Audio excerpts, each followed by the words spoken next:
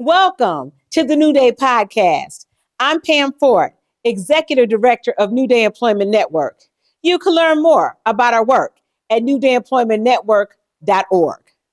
Each month, we spotlight a Justice Alliance organization making meaningful change in our communities, supporting individuals impacted by the justice system and building pathways to opportunity. The Justice Alliance was created because I recognize a challenge. Too many organizations were working in silos, duplicating efforts, and missing opportunities to combine our strengths. We needed all hands on deck. And that's when the idea for the Justice Alliance was born. To bring this vision to life, I asked Lachey Hudson to lead the Alliance, to build connections, to break down silos, and ensure that every voice has a seat at the table. Today, we're highlighting Heart Life Ministries, a dedicated partner making a real impact in our community. Let's get into their story. Hello and good afternoon, everybody. Welcome to the Justice Alliance podcast. I am so excited for this afternoon's podcast and my guest. The Justice Alliance is a subsidiary and a division of the New Day Employment Network. The Justice Alliance is an organization or an alliance that is comprised of about 12 organizations that assist pre- and post-release individuals from incarceration. We assist reentry individuals or formerly incarcerated individuals with housing, trauma-informed care, food insecurity, faith-based initiatives, and also, and most importantly, peer support. So today I want to welcome my very, very esteemed guest, Ms. Magdalena Campos. She is from Heart Life Ministries, and she's going to come and tell us all about her lived experience, and also the work that she does in the community, and also not only for just Joliet, but also in the region. So please help me welcome Ms. Magdalena Campos. Hello, Lachey. Hello, How are it's good to see you. Happy New Year, Merry Christmas. Happy New Year. God bless you, all of those things. Thank you, thank you. So, you know, Justice Alliance is the alliance that was just started in October of 2025. And with that, we have assisted so many individuals with just being pre-released and also individuals who are post-released. And that is one of the things, or many of the things that you do in your life, not only professionally, but personally. But tell us who you are and the work behind, and the heart behind the work you do in this community and also regionally. Well, thank you so much for having me today. Absolutely. I really appreciate you. I truly take this to heart. This is where my heart is, where my passion is, to help others who have walked the path that I have. My name is Magdalena Campos. I am the program coordinator for Heart Life Ministries. Heart Life Ministries is a global industry which helps those who need recovery. And a lot of people think recovery is just substance use and mental illness. Recovery can be recovering from loss of employment, loss of a loved one, loss of a car, loss of a pet, right? It's something lost and getting back to health. So that's what recovery is. However, 5 years ago, we were granted the Will and Grundy County ROSC, which is the Recovery Oriented Systems of Care. That's what ROSC means. Yes, Recovery Oriented Systems of Care. Okay. Through the Illinois Department of Human Services. Okay. And as of last year, this fiscal year, June of 2025, we have also been entrusted with the Kankakee County ROSC. Congratulations. Thank you. So we are now a tri-county ROSC. So we service Will County, Grundy County, and now Kankakee County. Wow. Now tell me personally, how has your personal journey shaped the way you show up professionally in this field? So I'm grateful I have a background in nursing. So I was a registered nurse, so that's my clinical experience. However, I'm able to incorporate that because I have walked that path. So I always say that I am a product of all the resources out there.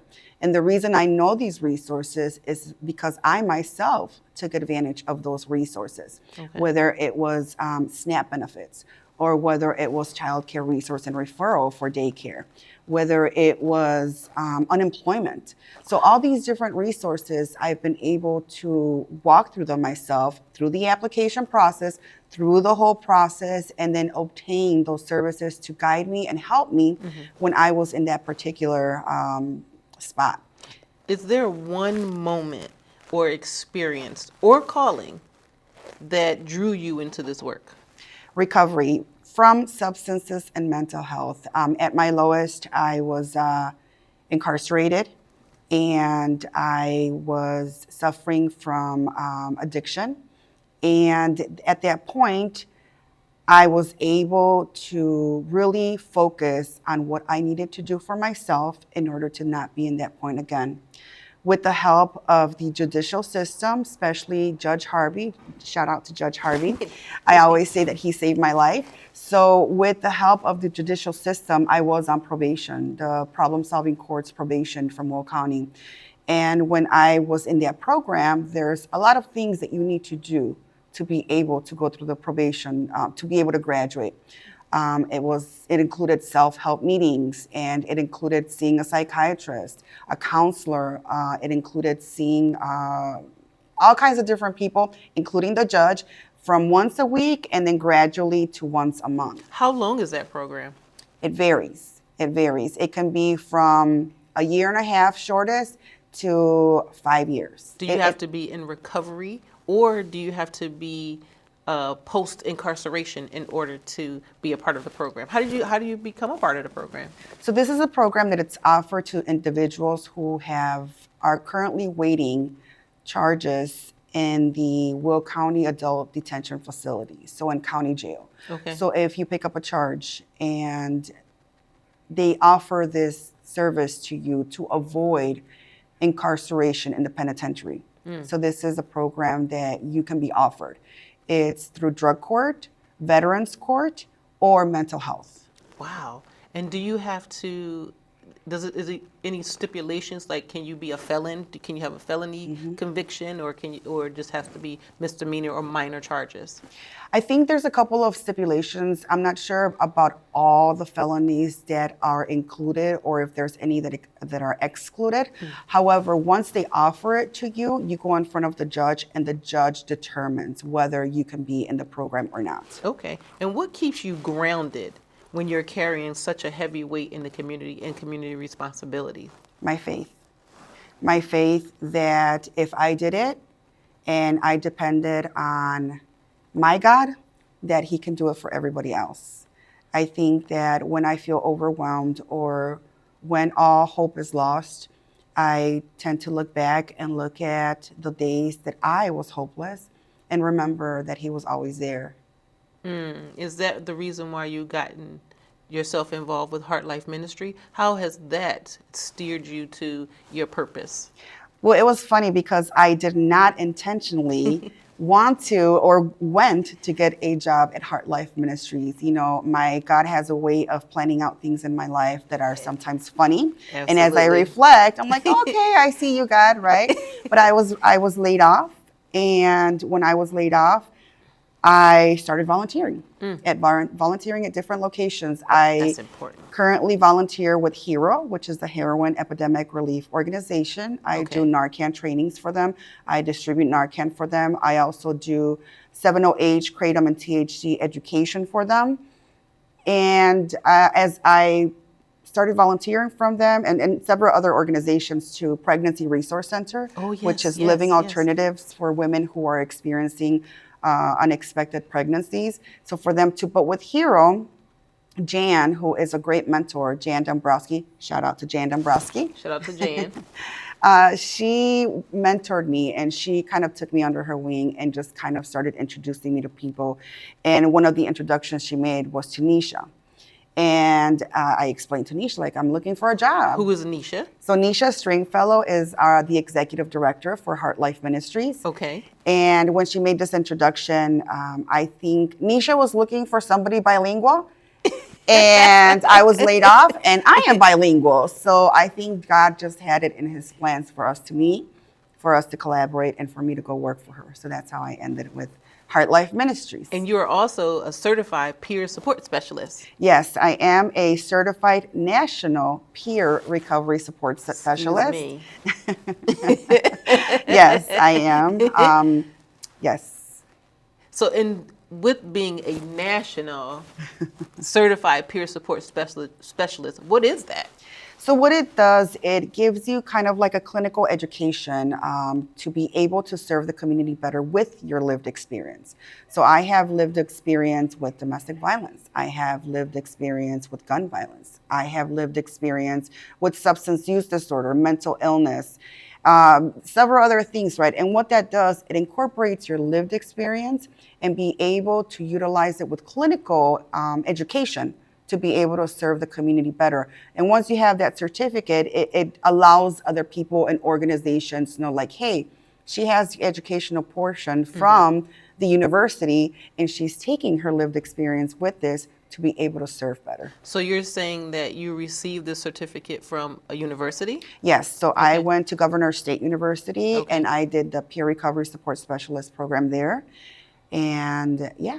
Are you able to have clients as a peer support specialist? Yes, you Okay. also need to have insurance, liability insurance, Okay. to have, it's kind of like, so when I graduated from nursing school, the same thing, I needed to have liability insurance for my nursing license. Okay. And this is similar because you are, it's a certificate, you're certified, you're letting people know that this is where the work is, and you have to have liability insurance. Wow. So does Heart Life Ministry, HLM, do they assist those who are pre or post-release incarceration?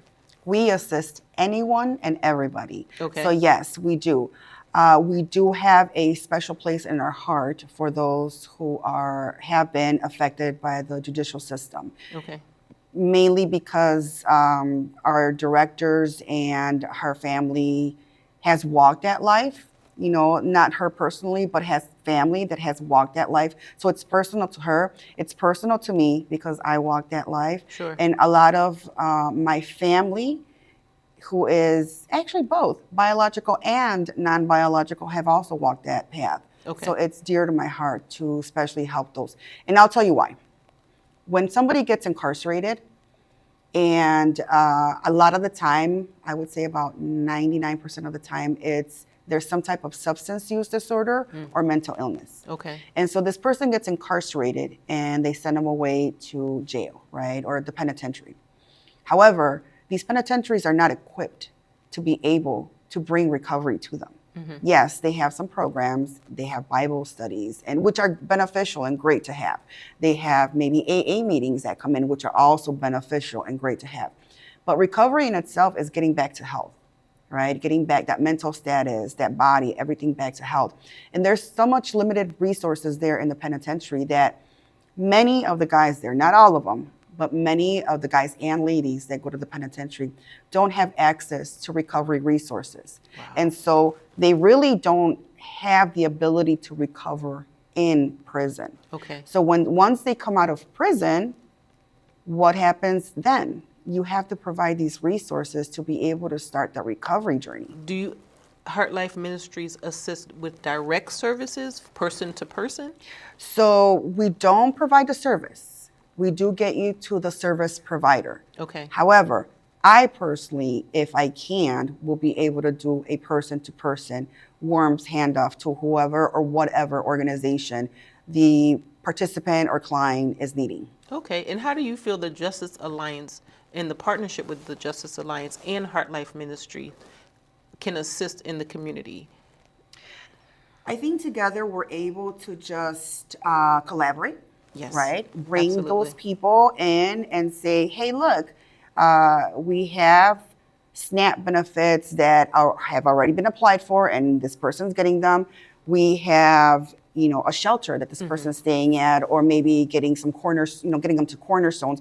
But this person still can't find a job. And because of his record, there's no possibility of applying to these locations. Then what we do is say, okay, let us look into it. And we can look for locations that are hiring. Right. We can look for people that are maybe offering some type of grant to give them more education. Okay. Maybe. So this is what we do. We search for the things that are not there. We fill in the gaps. We already know what's there. We already know the resource. We can already get you there. But how about those resources that are needed? How about the gaps? And that's what we do, because then we in turn go back to the state and say, hey, look, Joliet needs this. Hey, look, Kankakee needs this. They don't have any of this, and then the state looks into it and is able to provide the services better. So what I'm seeing is the Justice Alliance and New Day Employment Network are conduits and liaison between participants or those who are in need of help and other organizations. So we utilize each other as key contacts. Yes. Just in case the participant or the client has a barrier, we are there as conduits to assist and call and help for, in order to help them thrive and in order to help them with their emergent needs. Exactly. And here's what the ROSC also does for you. I always say we're the resource hub. Okay. Right? We have a meeting every fourth Tuesday of the month. So, reach out to Lachey or to me. Yes. So you can come to that particular meeting, because what this And meeting where can does. they reach out to you? You can reach out to me at 815-909-7887, heartlifetoday.org, and also my email, which is magdalena.hlmrecovery@gmail.com. Excellent. So reach out to me.